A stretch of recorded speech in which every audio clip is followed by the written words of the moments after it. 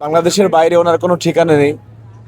এবং উনি দেখবেন যে গত ফ্যাসিজমের সময় যখন ওনাকে গ্রেফতার করা হয়, উনি তার আগে বলেছিলেন যে আত্মবিশ্বাসী বেগম খালেদা জিয়া যে আপনাদের খালেদা কোনো অন্যায় করেনি।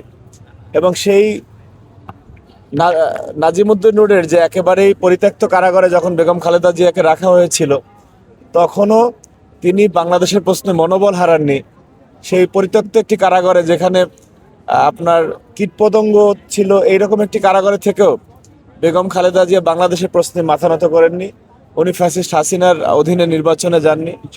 এবং পরবর্তীতে আপনারা দেখেছেন যে বাংলাদেশ যতবার বিপদে পড়েছে, ততবারই বেগম খালেদা জিয়াকে অভিভাবক মনে করে বাংলাদেশের মানুষ, তার পরামর্শ, তার নির্দেশনা এবং সকল রাজনৈতিক দলগুলো গ্রহণ করেছে।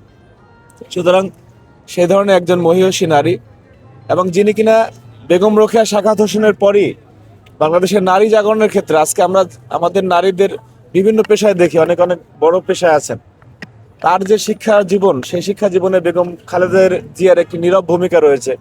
উনি দ্বাদশ শ্রেণী পর্যন্ত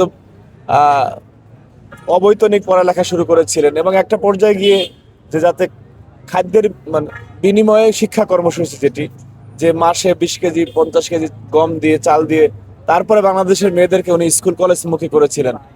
সেই রকমের এবং উপবৃত্তির ব্যবস্থা করেছিলেন, যে আজকে যে আমরা দেখি যে বড় বড় ডাক্তার, ইঞ্জিনিয়ার, পাইলটরা আমাদের মা বোনেরা আছেন।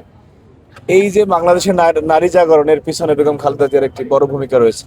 সুতরাং বেগম খালেদা জিয়ার এই দেশের জন্য যে ভূমিকা, সেটি অনস্বীকার্য। এটা বাংলাদেশের মানুষ কোনোদিনও ভুলতে পারবে না।